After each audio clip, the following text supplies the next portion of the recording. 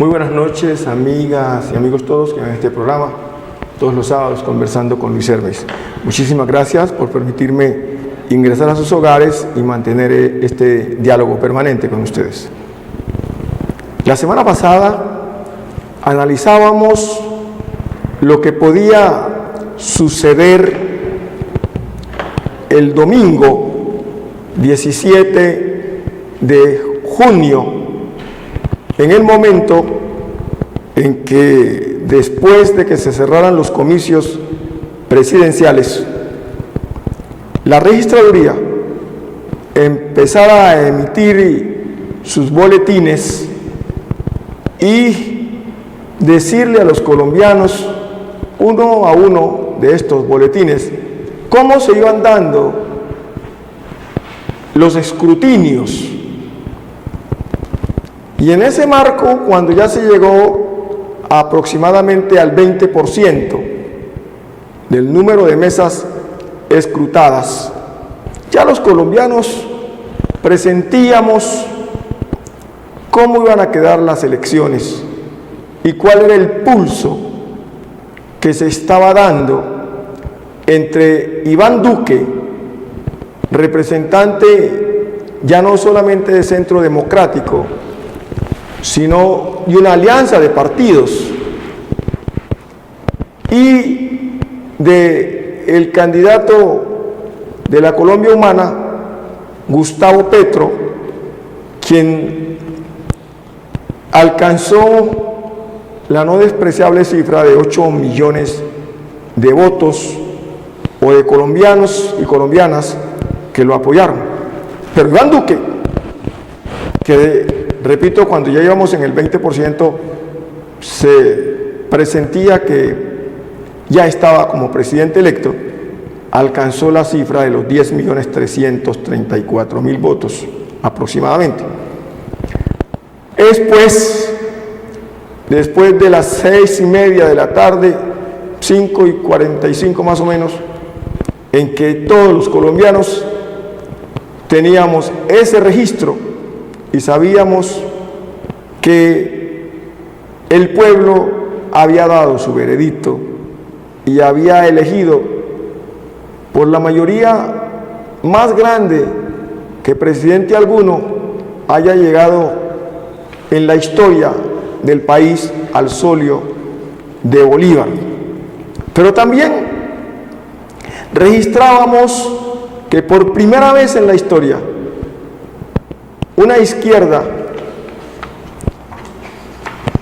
representada por un hombre que viene de la lucha guerrillera en la historia reciente de este país en los últimos 60 años, llegara a sacar la no despreciable cifra, como ya lo dije, de 8.030.000 y pico de votos. Muy importante, e indica la forma como el país votó, cómo el país está polarizado. Porque si bien es cierto, Duque alcanza más de 10 millones de votos en los comicios pasados, convirtiéndose así en el presidente de los colombianos, no es menos cierto que esos 10 millones de votos no son todos de su mentor, el expresidente y hoy senador Álvaro Uribe Vélez. Allí hay una conjugación de fuerzas del miedo, porque no encontró la gente en el centro por quién votó, por quién votar. Y esta gente del centro se corre de acuerdo a sus intereses de clase, económicos y sociales, se corren donde Duque. Pero igualmente, los 8 millones que votaron por Petro tampoco son de Petro. Es posible que una parte sea de Petro, pero otra parte es el antiuribismo, aquellos que no querían votar por Uribe, pero que de alguna manera querían hacer una representatividad de sus votos. Y además porque, obviamente, por primera vez, los jóvenes, utilizando las redes sociales, salieron a votar. Y esto dio la posibilidad de que en Colombia se hubiera incrementado enormemente la votación. Y además, se marcó también una gran tendencia de casi 1 millón de votos en blanco. Esto tiene que llevar al presidente Duque, ya electo, a que tiene que tomar una serie de banderas y reflexionar cómo concebir su gobierno para no polarizar al país más de lo que en este momento se encuentra. Para continuar en este análisis, nos encontramos con el doctor Edgar Campo, que nos acompaña siempre y que estuvo la semana pasada. El doctor Garvira no pudo venir, tuvo que cumplir un compromiso fuera de la ciudad, y lo mismo le pasó al señor Norberto Tascón, quien es el copresidente del Partido Liberal, quienes querían estar acá, pero no fue posible. Pero sin embargo nos encontramos para compartir este tiempo de mejor manera posible con el doctor Campo y llevarles a ustedes nuestras impresiones de lo que creemos debe ser el gobierno del doctor Duque, un presidente joven. No podemos menospreciar por el hecho de que sea joven. Hoy sí hay una tendencia de los jóvenes, aquí lo analizaba el doctor Campo la semana pasada. Está Justin Trudeau de Canadá, está Emmanuel Macron de Francia, estuvo Barack Obama, quien estuvo apenas en un periodo de 6 años para ser senador federal, solamente estuvo 4 años, porque él fue senador estatal, que es como ser diputado, pero como senador federal, que es lo que nosotros llamamos ser senador de la República, apenas alcanzó a estar 4 años, cuando en Estados Unidos son 6 años. Un hombre muy joven también que llegó a la presidencia y desde luego ya tenía en la reelección y pudo hacerse reelegir. Lo que nosotros teníamos para los periodos de Uribe Vélez y el presidente Santos, y que ya no tenemos para el próximo gobierno, y será parte del análisis que vamos a hacer aquí. Edgar. Doctor Luis Hermes, muy buenas noches y buenas noches a todos los televidentes de Conversando con Luis Hermes. Sí, efectivamente, la elección del domingo pasado nos marcó, digamos, un hito en la democracia colombiana. Lo primero era que teníamos, me incluyo, un poco de temor con respecto a la afluencia de público a la segunda vuelta, en razón a que estaba el Mundial, como está en este momento en nuestro país.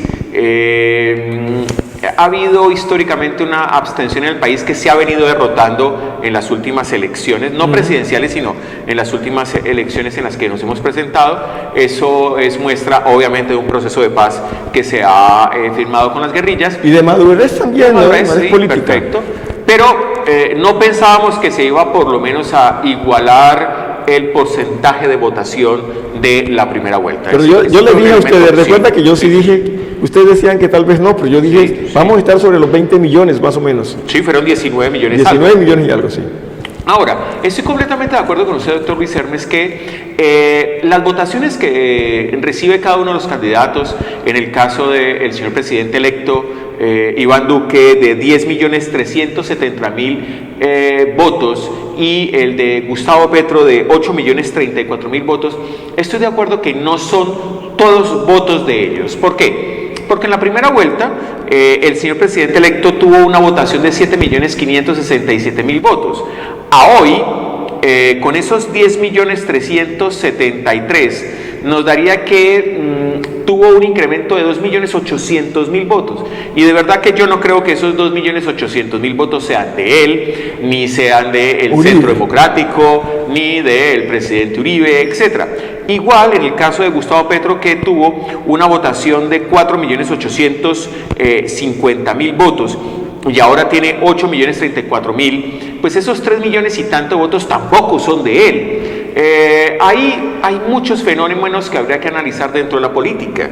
Por ejemplo, se puede ver que hubo un desliz de votos del Partido Verde. Claro, el centro, ¿no? El centro se movió, pese a que el candidato Fajardo y el candidato o su coequipero de la Alianza Verde, el senador se me escapa su nombre. ¿Quién está hablando?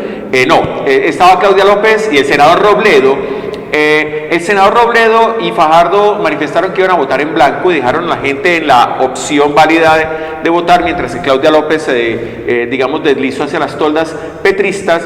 No es menos cierto que hubo digamos, un coqueteo de uno y otro lado y terminaron engrosando las filas en particular. Ahora, no es menos cierto que Gustavo Petro se convierte, y lo dijo en el discurso del domingo pasado, en el opositor número uno.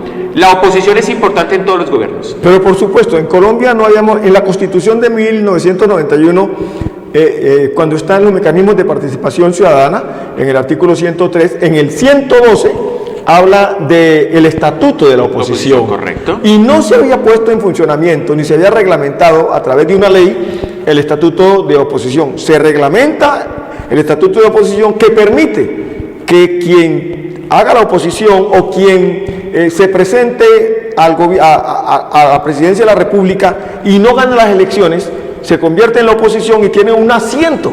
Por eso Petro, aunque perdió, ganó. Va a tener perdiendo también se gana como Maturana. Hay la teoría de Maturana. Y va a llega al Senado como oposición y su vicecandidata a la vicepresidencia llega a la Cámara de Representantes como oposición. Pero algo muy bonito que tiene esto es la participación en los medios de comunicación. Correcto. El tiempo que use el señor presidente de la República en su discurso para hablarle a la comunidad, en su discurso de oposición y en todos los discursos que haga y todas las intervenciones que haga, la oposición tiene derecho a tomarse el mismo tiempo, en el mismo espacio y a la misma hora para poder hablar igualito. Eso es muy importante y eso no le tenemos que tener miedo.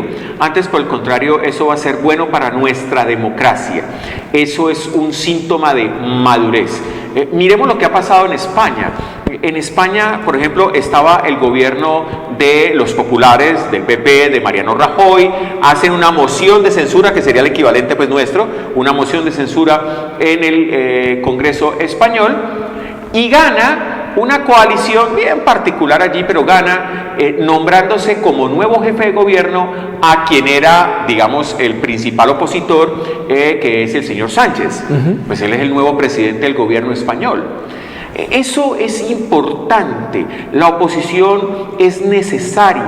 No tenemos que temerle a que el señor Petro lo veamos todos los días diciendo las cosas negativas que esté haciendo el gobierno según su leal saber y entender. Lo malo sería que todos estuviéramos como borreguitos caminando por el rebaño, por una carreterita, porque todo lo que diga el señor presidente es palabra de Dios, y tampoco. O sea, eso hace parte de la madurez de una democracia. ¿Y sabe lo que pasa? Qué cosa tan bonita. No sé, eso pasaría aquí. Ya que habló de Mariano Rajoy, una anécdota. Mariano Rajoy renuncia porque él tenía derecho a volver al Senado. Al Senado a tener un escaño, correcto. En el escaño. Renuncia al Senado en el escaño. Renuncia a su partido y regresa a su oficio original. Su oficio de ser registrador. Se llama registrador de la propiedad, que es el equivalente nuestro al registrador de instrumentos públicos. Oiga, en un pueblo de 35.000 habitantes. Correcto. Allá en el norte de España, frente al Cantábrico. Al Cantábrico. ¿Sí? Renuncia y se va para allá. Un tipo que acaba de ser presidente de España se va a un pueblito para ser registrador de instrumentos públicos. Además, porque su cargo lo dejan en suspenso. Claro, es que él tuvo durante 28 años, lo dejó en suspenso el cargo, porque él había ganado eso por concurso. Correcto. Y dejó a un amigo allí mientras se fue a hacer política. Ya se cansó de la política, no quiere estar más allí. Le dijeron, hombre, vuelva aquí, que nos necesitamos aquí en el Senado. Dijo, no, yo no quiero volver más. Me voy a mi pueblo, me voy allá tranquilo a descansar. Pero una cosa más, gana más siendo registrador que que presidente del gobierno. Y estará más tranquilo, se lo garantizo. Siendo presidente ganaba 6.500 euros. Y devolvía al Senado a ganarse 6.500 euros, porque es lo mismo que gana. Sí. Siendo registrador se va a ganar entre 10.000 y 20.000 euros. A ver, escoja por usted. Y va a ganar también calidad de vida. Calidad de vida, va a estar tranquilo, no va a tener que tener ningún problema. Pero para Colombia va a ser bueno, créanme, amigos televidentes. No le tengamos miedo a que la oposición ocupe los espacios de prensa, ocupe los espacios de radio, ocupe los espacios de televisión para señalar los errores del gobierno. Preocupémonos cuando no suceda eso. Preocupémonos cuando un gobierno de cualquier tendencia, izquierda, derecha, centro, esté tomando incluso decisiones a espaldas de la ciudadanía. Ahí sí preocupémonos. Pero de verdad que es lo que menos me preocupa, que el señor Petro sea oposición. De verdad. Yo comparto con usted, por el contrario. Por el contrario. Lo que siento es que el país ha entrado por la senda de la madurez democrática. Sí, señor. Y política. Total. Nadie se mató porque ganó Iván Duque. Para nada. Nadie no había que hacerlo tampoco. Se hubiese matado si hubiera ganado Petro tampoco. Tampoco había que Aunque hacerlo. se creó una estigmatización y un ambiente de miedo alrededor de Petro, fue más que todo una escaramuza ideológica y política para ganar las elecciones. Aunque yo quiero decir algo, y seguramente para los adeptos a Petro no va a gustar mi comentario, pero es que Petro también se ayuda, y se ayuda en el sentido negativo. Sabe que tiene una reacción de cierto grupo de personas, porque es evidente, sí. Y se ayuda con su discurso de esa noche, en donde dice, no me importaba no dormir en el Palacio de Nariño, yo no voy a pedir embajadas, consulados, pues de hecho no le van a dar nada de eso. No le van a dar nada de Claro, eso. pues es oposición, y la oposición no tiene por qué recibir absolutamente nada. Correcto, sí, la vamos a hacer seriamente, Claro, obviamente. debe ser o si no va a recibir mermelada. Totalmente, Y eso no se la trata. mermelada, que es el término que se acuñó en este gobierno. Entonces yo pienso que en esta primera parte del análisis que hacemos, lo que queda claro, el doctor Campo, es lo que usted acaba de decir y que yo reseño. El país está entrando por la senda de la madurez ideológica y política. Gana Colombia. Gana Colombia. Gana Colombia. Podemos disentir, pero no nos matamos. Maravilloso. Esa otra etapa. Viene Duque en la noche de su discurso del triunfo. Por ningún lado estaban los del Centro Democrático. Bueno, José Obdulio Gaviria estaba con él en el hotel donde Sí, se reunieron a ver los no, resultados. allá también estaba el presidente Uribe, todos estaban allá. Estoy hablando en la tarima, digamos. En la tarima de honor, Correcto. donde se hacía el homenaje al presidente electo de los colombianos. Correcto. Donde estaba la lluvia de papel. Sí. No estaban allí. Sí, correcto. Tiene una lectura cuando él dice: he sido electo presidente de los colombianos, palabras más, palabras menos, y todos. quiero gobernar Para todos. para todos los colombianos, Correcto. para los que votaron por mí y para los que no votaron por mí. Yo soy el presidente de los colombianos. Sí, me parece que eso es importante, es un mensaje conciliador, es un mensaje que busca abarcar todas las doctrinas y vertientes políticas. Pero algo que sucedió la noche siguiente, ya la del lunes, fue que grupos, no podría calificarlos de petristas, pero sí de adeptos a esa izquierda recalcitrante, se reunieron en la Plaza de Bolívar y empezaron a gritar fascista, Uribe y una cantidad de situaciones, y me di cuenta por un Twitter que publicó la periodista colombo-española Salud Hernández, quien ella decía: no ha empezado a gobernar Duque y ya estamos en estas. Pero el gobierno de Duque no va a ser fácil. También Paloma Valencia lanza un trino donde dice que ya que ganó Duque, que la Corte Suprema estaba preparando una orden para capturar inminente de captura. Me parece que es una salida en falso terrible. Una cosa son las investigaciones que tiene Uribe, y que son muchísimas, y otra cosa es que una senadora de la República, con un presidente que ayuda a elegir y que forma parte de un grupo de... Eso no le sirve a su coalición de gobierno. Poco talante y poca armonía se consigue con actos de esta naturaleza. Me parece mucha chabacanería, por utilizar un término muy coloquial, lo que hizo la senadora Paloma Valencia con ese trino. Pero hay algo que se está abriendo ahora en el espectro, y es que la situación del senador Mocus, Antanas Mocus, que fue el senador más votado en las pasadas elecciones, después del senador Uribe. Claro. Con la filtración... Con más de 500,000 de votos, una barbaridad. con la filtración del proyecto de sentencia del Consejo Nacional Electoral, en donde declararían la inhabilidad de Antanas Mockus en razón a los contratos que tenía 6 meses antes a través de corpovisionarios. Y la senadora, la compañera sentimental de Claudia López, Angélica Lozano, si mal no estoy de su apellido, sí, Angélica Lozano, manifestaba que pues obviamente ya colocando el tema político, que era una persecución política a su partido, al senador, etcétera. Y obviamente, si el lunes o martes de esta semana, que va a comenzar mañana, se decide que él está inhabilitado, créanme que eso se lo van a enrostrar al nuevo presidente electo, hasta su posesión y después de ella, porque el senador Mockus tiene una muy buena imagen en el país.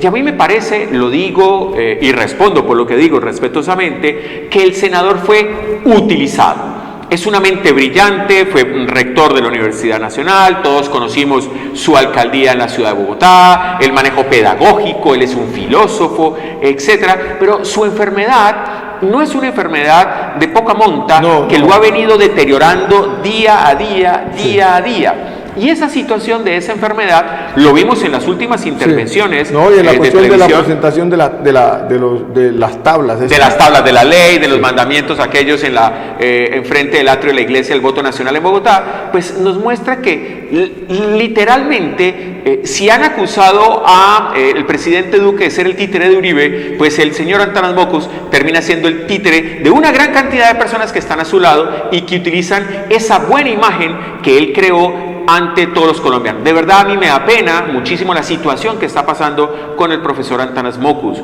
porque, vuelvo y repito, la enfermedad le está pasando factura. Él es consciente de la enfermedad, claro, porque él lo ha dicho.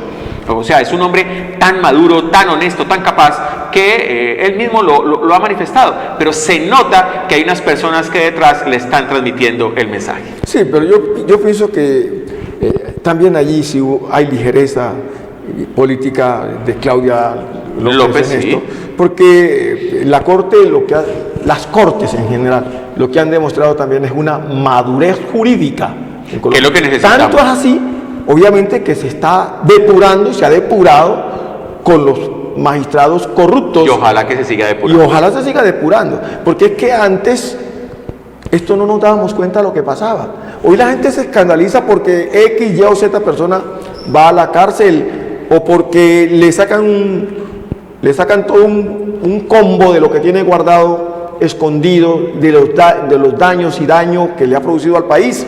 Por el contrario, eso es muy bueno. Es necesario para la democracia. Para la democracia es muy bueno. Yo recuerdo alguna vez,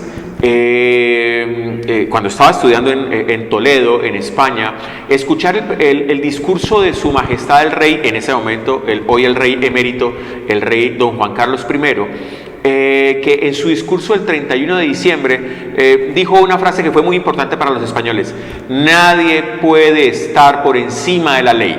Es la cabeza visible de la Casa Real. El yerno Iñaki, a eso va mi comentario. Indagarín está. El 7 de enero, o sea, Su Majestad el Rey emite ese discurso a todos los españoles, y el 7 de enero su hija, la infanta Cristina, tenía un auto de imputación que fue publicado completamente por el diario ABC de Madrid por el caso Noos. Y en esta semana que pasó ya pudimos ver que su marido, o sea, de la infanta, Iñaki Urdangarín, que fue balonmanista español, campeón olímpico, etcétera, pues fue condenado y ya ingresó a prisión para pagar 6 años de prisión. No solamente eso, sino que la realeza lo separó, claro, tanto a la infanta como a su esposo, lo separaron. Y les quitaron el título de los duques de Palma, si no estoy mal, de Palma, Mallorca, si no estoy mal, era el título nobiliario que tenía. Les quitaron el título. Claro, entonces eso es muy importante para una democracia. Es muy importante para una democracia, cualquiera que sea, decir, aquí nadie puede estar encima de la ley. Yo recuerdo las salas de audiencias italianas. Cuando uno ingresa a las salas de audiencias italianas, usted se encuentra una frase en todas las salas de audiencias que dice en italiano: la legge è uguale per tutti, la ley es igual para todos. Y eso es importante para el país. Aquí ha hecho carrera que la ley es para los de Ruana. No, señor, no es para los de Ruana. Ya hemos visto muchos políticos encarcelados, gobernadores, alcaldes, congresistas, magistrados. Entonces el tema es que no es que sea para los de Ruana. Lo que pasa es que obviamente eso nos genera un caudal político. Decir que solamente se juzgan a los débiles, a los humildes y no a los poderosos. Claro, eso no ocurría antes. Y por eso el usted no sabe quién soy yo. Correcto. Desapareció en Colombia. Empieza no del todo, pero empieza a desaparecer y eso es muy bueno para la democracia. Porque antiguamente usted no sabe quién soy yo, entonces cualquier autoridad se quedaba seco y hacía lo que el tipo le daba miedo. Y le daba miedo y entonces la ley sí era para los de Ruana. Hoy no, hoy a un policía, un tipo que venga muy encopetado y le venga a decir eso, lo va a mandar a la cárcel. Sí, porque además, precisamente, parte de la base de que respetemos al otro. Usted y yo que somos, además de profesores, abogados y demás, recordamos un principio que hemos enseñado en clase y que aprendimos desde el primer semestre. Mi derecho va hasta donde empieza el del vecino. Así es. Por lo tanto, yo además pienso... es constitucional. Sí, es constitucional. Yo pienso que, de verdad, amigos televidentes, no se preocupen que tengamos a Gustavo Petro hablando todos los días en la televisión. De verdad, no se preocupen. Que esté encima del presidente Duque y de su gobierno mostrándole los errores. Antes eso es bueno. De hecho, en las democracias parlamentarias, la nuestra no es una democracia parlamentaria, nuestro régimen es presidencialista.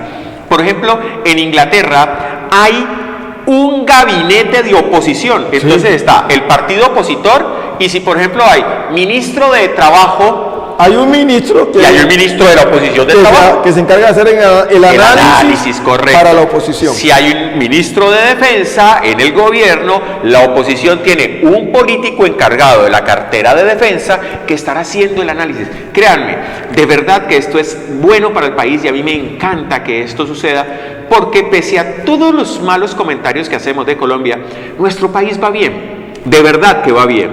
Uno quisiera que fuera mejor, pero nuestro país va bien. Solamente miremos el vecindario y nos cuentan. Miren, por ejemplo, para no hablar de Venezuela, miren la situación de inestabilidad que se está presentando en el Brasil. Es muy compleja la situación del Brasil. Miremos lo que se está presentando en Panamá con Martinelli. Acaba de llegar extraditado, presidente de Panamá, va a ser juzgado, con esposado. Desposado. Miren lo que está pasando en el Ecuador, por ejemplo, el presidente Correa con juicio ante los jueces ecuatorianos.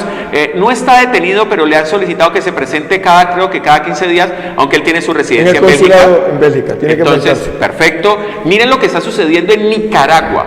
El tema de Ortega en el poder es una cosa muy complicada. La verdad, se los digo, aquí estamos en un paraíso comparado con lo que sucede en derredor.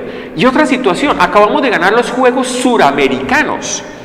O sea, le hemos ganado a un gigante que es Brasil. Es la segunda vez que hemos ganado juegos. Claro. Somos la potencia ahora. Claro, ganamos los juegos en Cochabamba. Los primeros Juegos Suramericanos ganamos aquí en Colombia, como en el año 2000. Y ya en el concierto suramericano se está mirando ¿qué está pasando en Colombia con el tema del deporte? Miren las medallas olímpicas que ya hemos ganado, que ya no es una, ya no es dos, ya ganamos 10, ya ganamos 8, y si nos comparamos con otros países europeos, por ejemplo, estamos muy a la par. Bueno, sí, estamos lejísimos de Alemania, estamos lejísimos de Francia, de la misma Inglaterra, pero estamos como en Bélgica, como en Austria, en el nivel, y eso hace medir a los países. Pero mira también, el ingreso a la OCDE. La OCDE, por favor, la OTAN. La OCDE es un club de buenas prácticas. El tema de la OTAN, caramba. El tema de la OTAN, les quiero contar, televidentes, y ojalá con el doctor Luis Hermes en algún momento podamos hacer un programa sobre el tema de la OTAN, bien interesante. Le propongo ese tema. El tema de la OTAN es muy particular para Colombia, ¿por qué? Porque se vuelve en un elemento disuasivo con todos los amigos del área. Toda América Latina. O sea, el que quiera meterse con Colombia lo va a pensar como que, a ver, ¿será que me meto? ¿Será que me meto? Pues que la OTAN tiene Estados Unidos, allá está fulano, sutano. Créanme, es un tema bastante interesante. Aunque, volviendo a las elecciones, el presidente no la va a tener fácil. Entonces, aquí tengo un artículo que va a salir mañana en la revista Semana de Alejandro Santos Rubiano, que es el gerente, el director de la revista Semana. Pero vamos a tomar siguiendo los lineamientos que él tiene. Nosotros teníamos unos, pero nos parecen que están ajustados y los vamos a modificar un poco. Tomando la parte con que usted termina la frase, que no la va a tener fácil, y de hecho, según lo que nosotros conversamos extra cámara, el presidente no la va a tener fácil. Y no la va a tener fácil porque es que no fue que ganó en forma absoluta. No, tuvo una diferencia de 2.300.000 votos, que tampoco son de poca monta, sí, pero tampoco pues fue... 8 millones no los puede, no los puede desconocer. No los puede desconocer. Entonces, dentro de esto hay que considerar una serie de variables que van a darse en el gobierno del doctor Duque y que él tiene que tenerlas claras, pero muy claras, si quiere pasar a la historia o como el presidente de Uribe, la reencarnación del presidente Uribe, o como el presidente Duque, como él, que juega su papel protagónico en la historia. Sí, correcto. Dentro de eso vamos a considerar 10 puntos. Perfecto. Lo primero será la sombra de Uribe, el segundo el giro al centro, el tercero la construcción de su gabinete, el cuarto que es un gobierno sin reelección, el quinto, ya lo hicimos aquí, cómo va a jugar la oposición, el sexto,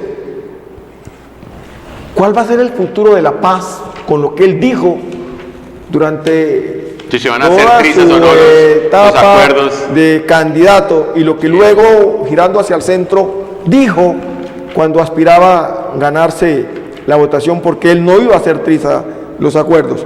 El otro punto sería cómo lidiar con nuestro vecino Maduro, que lo tenemos aquí cerquita. El otro es cómo imponer la autoridad, y aquí lo hablamos sobre eso. Usted no sabe quién soy yo, una autoridad que está deteriorada en Colombia, donde no se respeta a la fuerza pública, ¿no? Y usted que viene de allá y sabe cómo es esto, cómo se viola. Otro sería cómo aplica en su gobierno su juventud, y ya yo empecé por allí, que ciertamente él es un hombre joven, pero otros, en otros países lo han hecho bien. Y aquí también por último, ¿cuál va a ser su concatenación con, yo voy a meter dos más, este y este, cuál va a ser su concatenación con la justicia y con la JEP? ¿Y cómo va a jugar con el Congreso sobre el punto de la construcción de gobernabilidad? Correcto. Entonces, analicemos esas variables. Empecemos por donde usted quiera, doctor. La sombra de Uribe. A mí me parece que eso lo va a perseguir siempre hasta tanto no se desmarque completamente.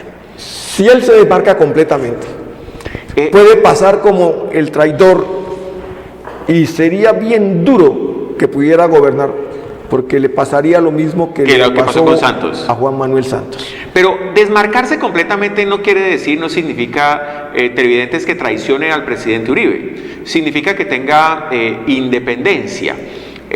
Lo que pasa es que hay que mirar cómo podemos medir esa independencia, porque es un tema muy importante.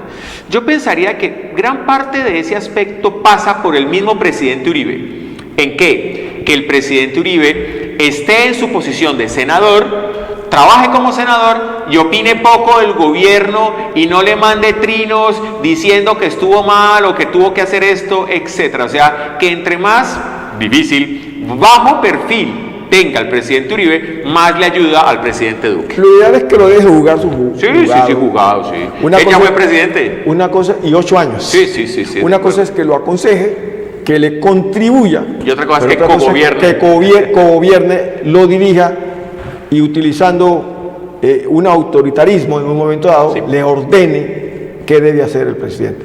Pero dentro de ese contexto, una cosa es un candidato y otra cosa es un presidente. Correcto. Recordemos el príncipe de Nicolás de Maquiavelo. En el príncipe se plantea que se le debe prometer al pueblo de todo y no importa cuando ya se esté en el poder no cumplirle. Sí.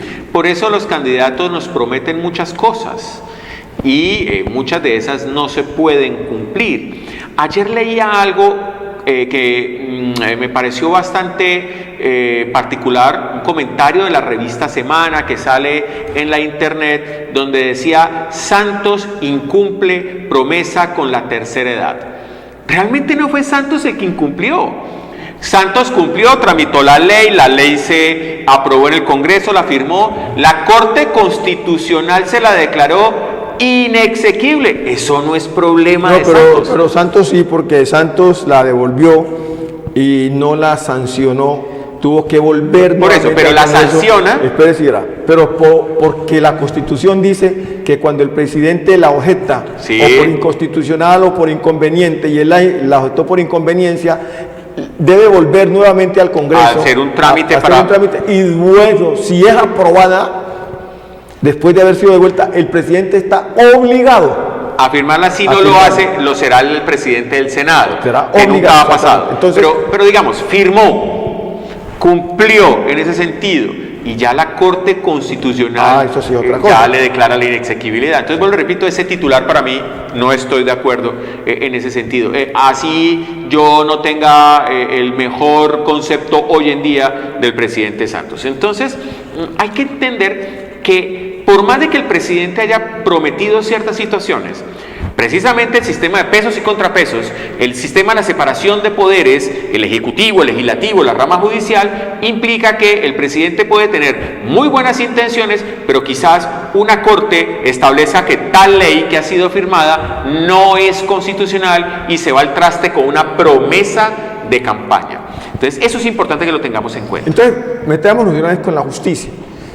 Precisamente en ese campo de la justicia, la independencia de las ramas del poder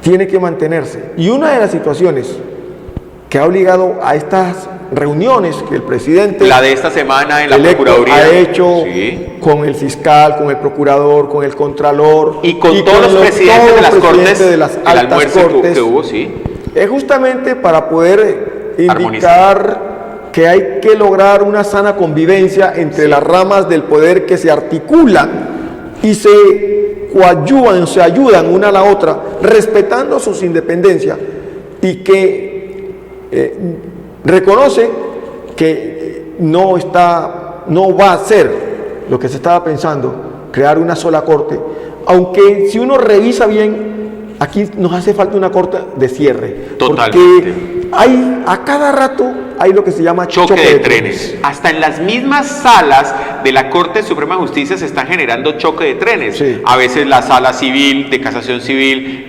revoca por vía de tutela algo que ha decidido la sala de casación penal, y eso genera una inseguridad jurídica muy complicada. Ayer en la tarde conversaba con una colega, y desde ya un poquito retrasado, feliz día del abogado para todos los colegas, el doctor Luis Hermes, porque el día del abogado fue ayer. Y conversábamos de un caso que tiene ella, y me compartía y me decía: mira, Edgar Humberto, es que en este caso que yo tengo, he buscado antecedentes jurisprudenciales, o sea, decisiones de las cortes, y tengo unos que están con la teoría que yo voy y otros que están con otra teoría completamente distinta. Si utilizo unas sentencias, entonces voy bien, y si utilizo otras sentencias, entonces voy mal. Y ese es el día a día nuestro como abogados. Tenemos decisiones que son contradictorias, y a eso realmente, de verdad, hay que ponerle punto final. Sí, yo estoy de acuerdo con eso. En ese sentido, yo pienso de que hay que buscar algo que armonice, sí, la operatividad de las cortes para evitar esos choques de trenes que continuamente se están dando. Y allí encontramos, ya que estamos hablando de esto también, la nueva corte, llamemos así, de la justicia especial para la paz, la JEP. Ese es un tema muy delicado. Que el presidente electo está en una pugna con el presidente Santos, una fuerza de poderes en el Congreso de la República, porque el presidente pidió, porque ya cerró el Congreso, cerró sesiones ordinarias, y ha tenido que citar a las reuniones extraordinarias, va a citar a reuniones extraordinarias el presidente de la República, porque él quiere dejar aprobado el Código de Procedimiento de la JEP, sí, que es independiente del marco legal para la paz, sí, que es una ley estatutaria que está para revisión de la Corte Constitucional y que no tiene nada que ver con la aprobación en el Congreso del Código de procedimiento de la JEP para que la JEP pueda actuar. Es más, no hacerlo, cualquiera puede meter ahorita un deseo para que le adelanten su proceso. Y hay una norma del año de 1880 y pico, si mal no estoy, que no ha sido reformada, que le permite justamente a que ellos puedan actuar, te lo digo. La ley 153 de 1887, que está vigente. Exactamente, está vigente. Les permite que ellos puedan actuar. Y entonces, allí, inclusive el mismo presidente de la Corte Constitucional acaba de decir, lo dijo, señor presidente electo, no hay ningún problema porque se tramite este código de procedimiento para que la JEP opere. No tiene nada que ver. Le mandó el mensaje directo. Se lo mandó ya. El mensaje directo. Sí, yo pienso que es que el tema de la paz es un tema muy delicado. O sea, es evidente que es muy bueno para los colombianos que no nos estemos matando. Eso es importantísimo. Es evidente que ya hemos tenido unas elecciones en paz. Recordemos elecciones anteriores donde se robaban las urnas, donde ponían bombas, donde amenazaban a los candidatos, una serie de situaciones. O sea, eso es muy bueno para el país. Pero también hay que entender que no es muy bueno para el país esa sensación que ha quedado en gran parte de la población, en el sentido en que no hubo o no ha habido justicia, no ha habido verdad, no ha habido reparación y no ha habido, obviamente, pena de prisión para aquellos que cometieron esos actos atroces.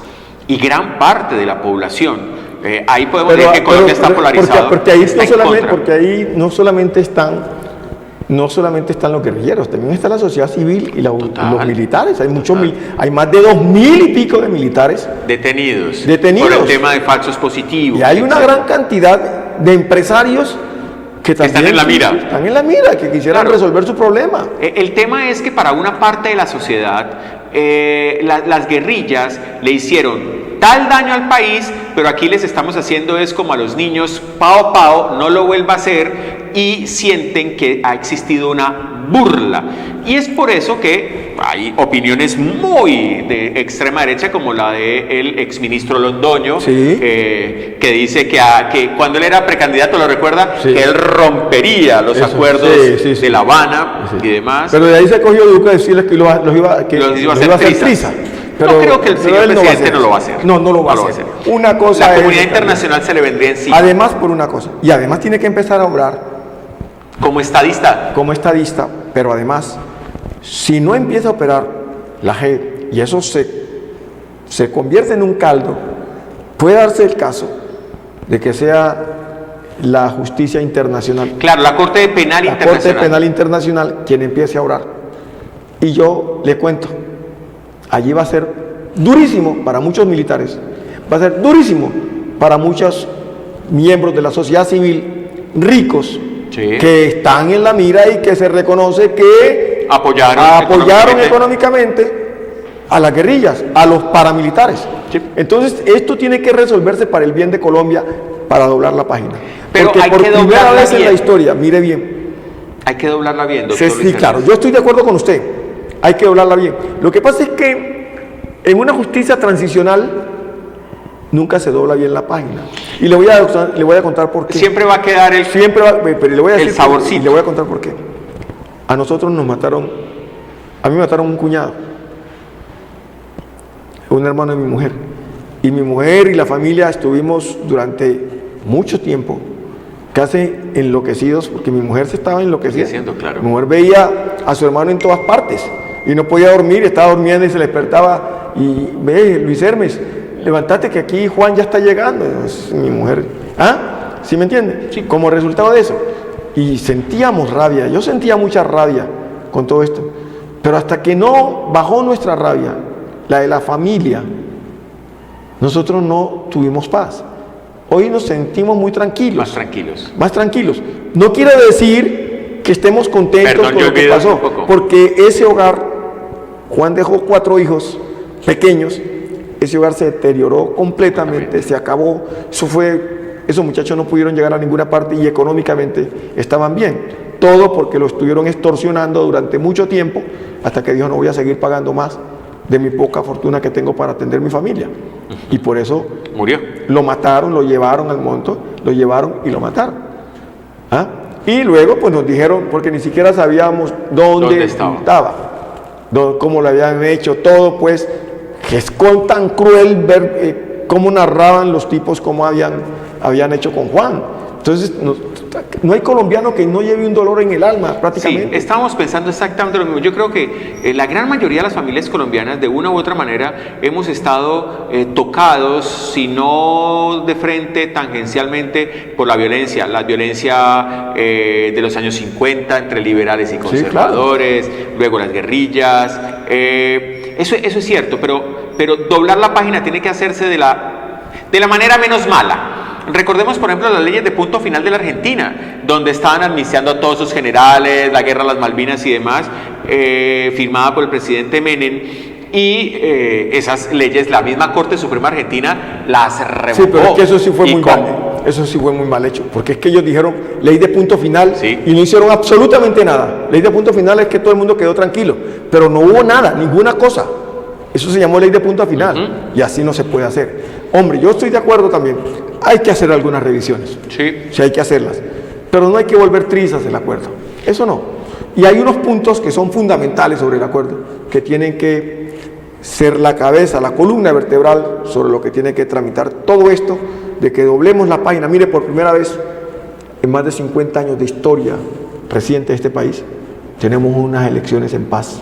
Que es importantísimo. De verdad que la ciudadanía, sobre todo los chicos más jóvenes, no dimensionan lo que es eso. No, porque es un paso gigantesco hacia el establecimiento de un mejor país. ¿Sabe el fresco que yo sentí? Cuando amaneció para las elecciones de la primera vuelta, y saber uno que va a votar con tanta tranquilidad, no como lo que usted estaba diciendo, que antes se cogían las urnas, se las robaban y las traían y las llenaban, y en los pueblos votaban hasta los muertos, y el que no votaba pues lo sacaban a la brava o lo que sea. Sí. Y eso ya no ocurrió en este país. Este es otro país que están haciendo. Y eso es importante. Por eso yo les decía al principio del programa, créanme, Colombia va bien. Sí, quisiéramos que estuviera mejor, pero créanme, Colombia va bien. Miren el vecindario, vuelvo y se lo repito, sí, y verán la situación como está. Ahora, analicemos el tercer ítem. El giro al centro que tiene que hacer... Sí, yo veo a Duque no como un hombre de extrema derecha, de verdad. Sí lo veo como un hombre de derecha, es evidente, pero digamos que yo no sé si usted recuerda, doctor Luis Hermes, cuando estábamos en el colegio y estudiábamos el tema del pH, la parte básica, sí, y la parte alcalina, sí, claro, y entonces están esos dos extremos. Pues yo lo veo a él, digamos que en la mitad de la derecha, o sea, poniendo al centro en el número 5, la extrema en el número 10, yo lo veo a él como en el 7-5. Sí, o sea, ni mucho que queme el santo, ni poco que no lo alumbra. Comparto con usted, yo no veo a Duque en una derecha recalcitrante. Recalcitrante. Sí, su talante no le da para eso. No le da para eso. No le da. Y yo pienso que va a ser un muy buen gobierno.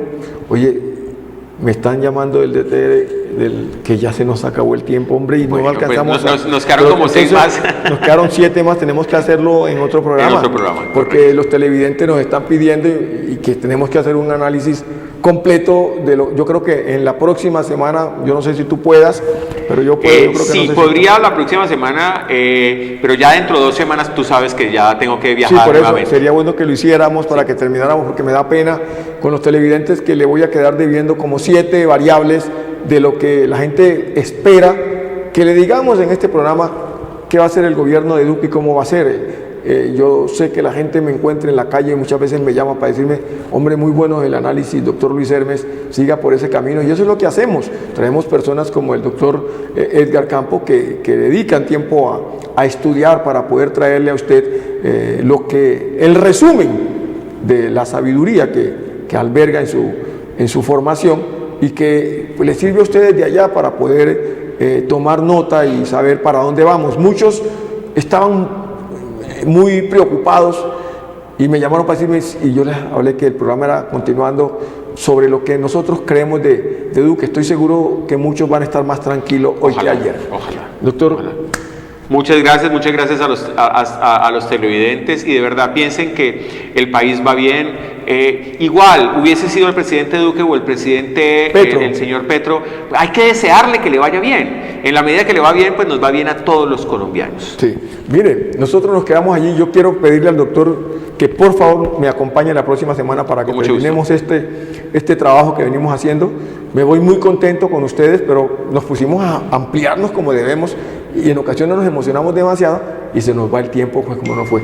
Pues amiga, señor padre de familia, señora madre de familia, si usted no sabe dónde está su hijo, su hija, empiece a preocuparse, porque por no saber dónde se encuentran se está perdiendo nuestra juventud. Señor padre de familia, señora madre de familia, a esta hora usted sabe dónde se encuentran sus hijos. Si no lo sabe, empieza a preocuparse. Muy buenas noches y hasta el próximo sábado.